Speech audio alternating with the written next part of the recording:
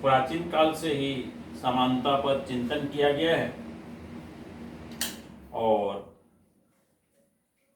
Poland ने अपने विचार व्यक्त करते हुए समानता के जो भाव स्पष्ट किए हैं। स्वतंत्रता की समस्या का एकमात्र हल समानता है और वह हल इसी में ही निहित है।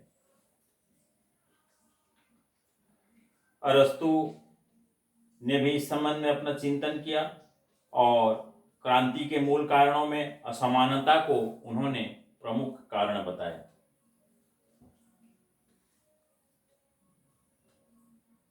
इसके बाद हम देखते हैं कि हमारा जो संविधान है उसमें भी स्वतंत्रता, समानता और बंधुत्व को हमारे लक्ष्य के रूप में इसको घोषित किया गया।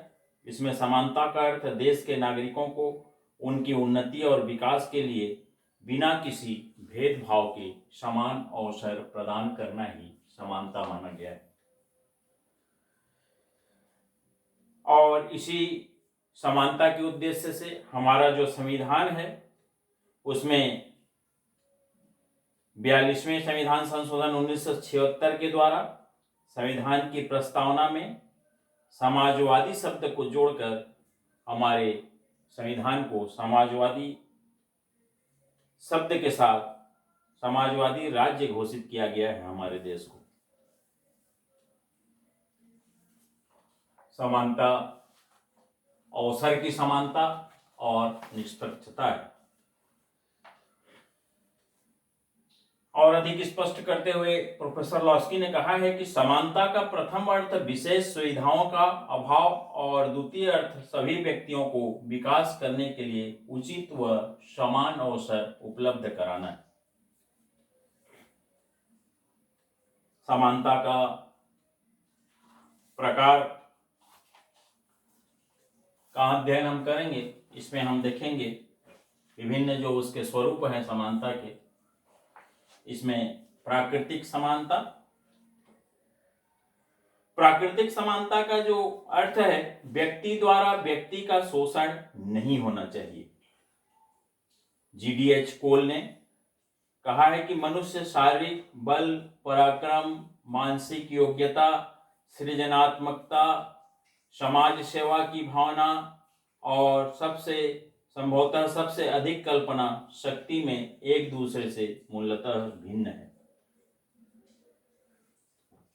फिर भी प्राकृतिक समानता का जो सामान्य अर्थ है, भिन्न होते हुए भी जन्म से सभी व्यक्ति मनुष्य ही हैं, उनके बीच असमानता नहीं होना चाहिए। दूसरा है हमारा सामाजिक समानता। समाज की दृष्टि से सभी व्यक्ति समान हैं। धर्म, जाति, वर्ण, संप्रदाय, लिंग, भाषा, निवास स्थान के आधार पर किसी प्रकार का किसी भी व्यक्ति के द्वारा कोई भी भेदभाव नहीं किया जाना चाहिए।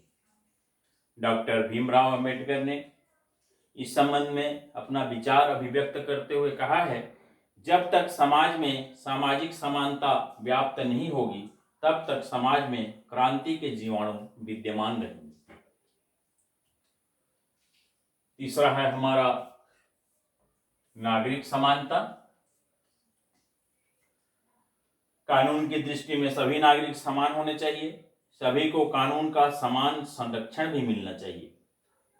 भारतीय संविधान की धारा 14 भारत राज्य क्षेत्र में किसी व्यक्ति की कानून के समक्ष समानता और कानून के समान संरक्षण के अधिकार से वंचित नहीं किया जाना चाहिए।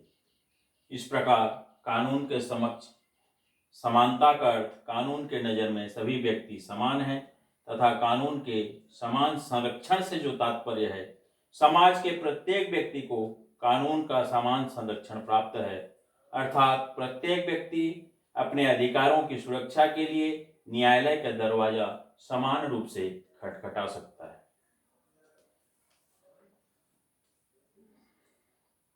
सभी व्यक्तियों को समान रूप से जीवन, संपत्ति, भ्रमण, व्यक्तिगत सुरक्षा, विचार अभिव्यक्ति, संघ बनाने, समुदाय संगठित करने इच्छा अनुसार धर्म पालन करने का अधिकार और उस अधिकार को अपनाने की स्वतंत्रता सभी को मिलनी चाहिए।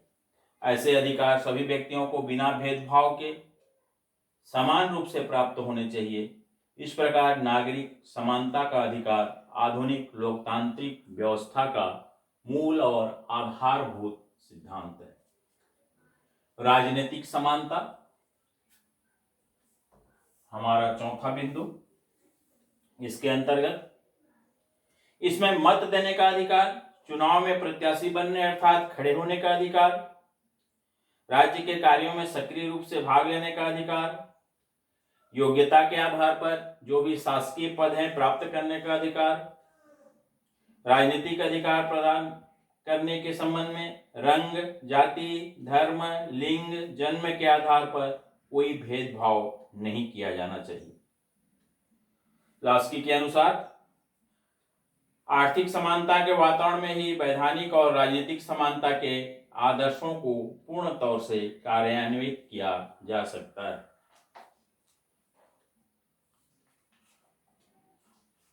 धार्मिक समानता, इसका जो अभिप्राय है, सभी धर्म राज्य की दृष्टि से, कानून की दृष्टि से समान है। धार्मिक समानता की प्राप्ति धर्मनिरपेक्ष राज्यों में ही संभव है और धर्म के आधार से नागरिकों के साथ किसी भी रूप में भेदभाव नहीं किया जा सकता। सांस्कृतिक व शिक्षा संबंधी समानता, शिक्षा संबंधी समानता का अभिप्राय सभी व्यक्तियों को समान रूप से शिक्षा प्राप्त करने का अधिकार है। और सांस्कृतिक समानता का अभिप्राय बहुसंख्यक, अल्पसंख्यक सभी वर्गों को अपनी भाषा, लिपि और संस्कृति को सुरक्षित रखने, विकसित करने का अधिकार होना चाहिए। अनेकता में एकता हमारी भारतीय संस्कृति की गौरवपूर्ण संस्कृति है। संविधान की धारा 29 व 30 में संस्कृति एवं शिक्षा संबंधी अधिकारों की व्यवस्था और समानता का उल्लेख इसी के अंतर्गत किया गया है। अवसर की समानता,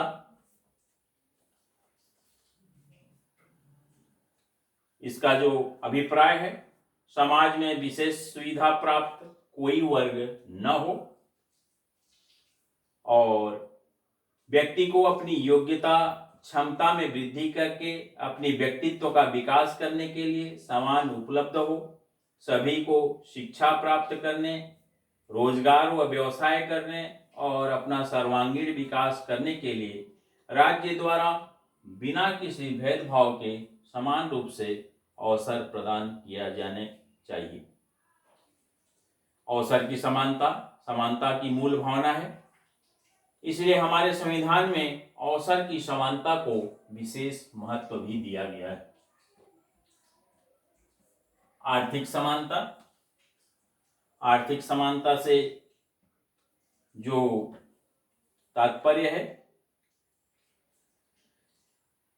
सभी व्यक्ति आर्थिक रूप से समान हो, सभी की आय भी समान हो और सभी की संपत्ति समान हो, परंतु आर्थिक समानता का यह अर्थ पूर्ण रूप से उचित नहीं है। सभी व्यक्ति की कार्य क्षमता, योग्यता एक समान नहीं होती। आर्थिक समानता का सही अर्थ सभी को अपनी योग्यता और क्षमता के अनुसार रोजगार मिले, जिससे प्रत्येक व्यक्ति अपनी न्यूनतम आवश्यकता की पूर्ति कर सके। अंतर्राष्ट्रीय समानता, इस सिद्धांत का विस्तार अंतर्राष्ट्रीय समानता अंतर्राष्ट्रीय जगत में होना चाहिए। विश्व के सभी छोटे बड़े राज्यों में समान व्यवहार होना चाहिए उनके साथ। वैज्ञानिक प्रौद्योगिकी आविष्कार में विश्व के सभी राष्ट्रों को हिस्सा मिलना चाहिए। सभी को मिलकर जो हमारा कुरीतियां हैं, दास्ता की प्रथा, पिछड़ापन की व्यवस्था, अज्ञानता, बीमारियां और अन्य जो बुराइयां हैं, उनको दूर करने का प्रयास करना चाहिए। इसके बाद हम देखेंगे समानता का महत्व।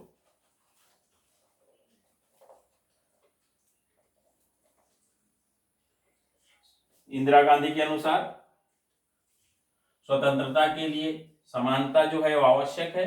आर्थिक समानता के बिना राजनीतिक स्वतंत्रता अर्थहीन हो जाएगी। स्वतंत्रता के लिए समानता का होना आवश्यक है। अर्थात स्वतंत्रता और समानता दोनों एक दूसरे के पूरक हैं। दोनों का ही उद्देश्य व्यक्ति के व्यक्तित्व का विकास करना है। अतः मनुष्य के लिए दोनों ही आवश्यक है। व्यक्ति के व्यक्तित्व के विकास व अवसर की समानता के लिए समानता का महत्वपूर्ण स्थान है। इसके अभाव में व्यक्तित्व के विकास की कल्पना या पूर्ण व्यक्तित्व की कल्पना हम नहीं कर सकते। अवसर की समानता को संविधान के प्रस्तावना में भी स्पष्ट उल्लेख किया गया है और अवसर की समानता व्यक्ति के व्यक्तित्व के विकास के लिए आवश्यक है। शोषण का अंत करने के लिए भी समानता का बहुत ही महत्वपूर्ण स्थान है। समानता के अभाव में समाज जो है दो वर्ग में विभक्त हो जाएगा, एक धनिक वर्ग और दूसरा निर्धन वर्ग। समानता ही निर्धन वर्ग को धनिक वर्ग के शोषण से बचाता है या मुक्त रखता है। नैतिक गुणों के विकास के लिए समानता का महत्वपूर्ण महत्व है। किसी भी नागरिक के विरुद्ध जाति, धर्म, वंश या वर्ण, जन्म स्थान के आधार पर भेदभाव किसी के द्वारा नहीं किया जाएगा। सभी को समान माना जाएगा। अतः समानता का अर्थ सामाजिक विकास का आधार है या समानता ही सामाजिक विकास का समाज में मुख्य आधार है। आर्थिक विकास के लिए यह आवश्यक है।